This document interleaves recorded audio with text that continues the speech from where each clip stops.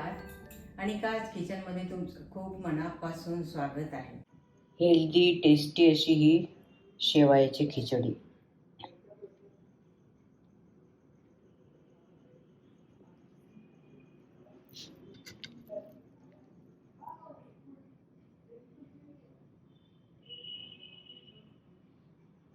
One fourth cup मुगाची डाळ घेतलेली आहे आणि याला 2 पाण्याने स्वच्छ धुवून घ्यायची आहे। नंतर याला आपण अर्धा तास भिजत घालू।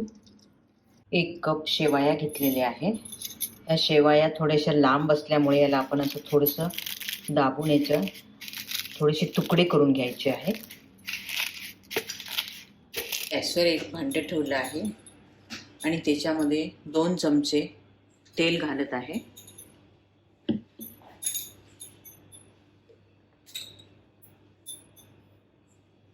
पाव चमचा मोहरी, तडतडत आहे। 1 चमचा लसूण आणि जिरे कुटून घेतलेले आहे, हे घालून घ्यायचे।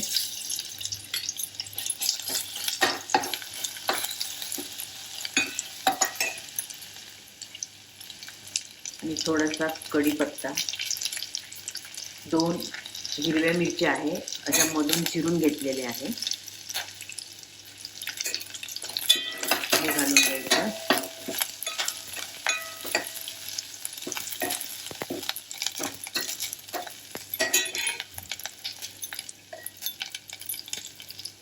नंतर ही डाळ भिजत घातली होती मुगाची, ही डाळ घालून द्यायची।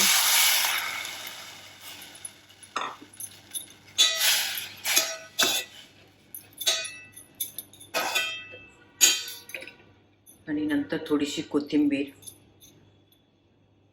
नंतर पाणी याच्यामध्ये घालून ही चांगली मऊ होईपर्यंत आपण शिजवून घ्यायचं आहे। ही डाळ आता शिजत आहे।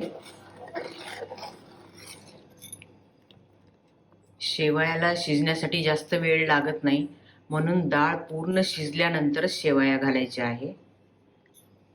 आणखी डाळ शिजायची आहे, तर ह्याच्यामध्ये आपण अर्धा चमचा हळद,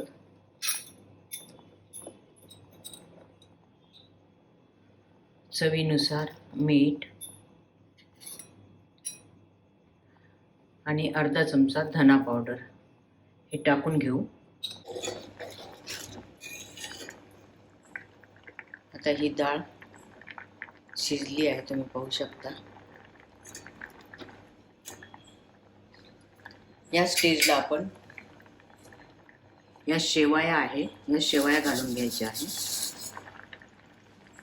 आणि गॅस स्लो करून टाकायचा। या शेवया लवकरच शिजतात।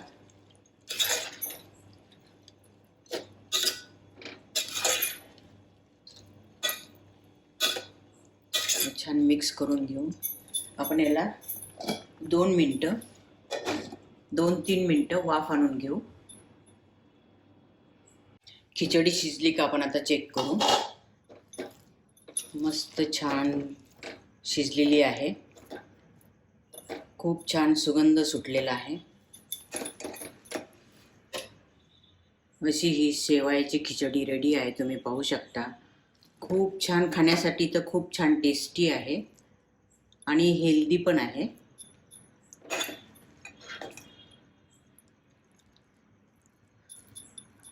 नाश्त्यासाठी पण वापरू शकता किंवा डिलिव्हरी झालेल्या मॉमसाठी पण नाश्ता म्हणून हे देऊ शकता। अशी ही टेस्टी खिचडी आहे। आणि नंतर याच्यावर अशी तुपाची धार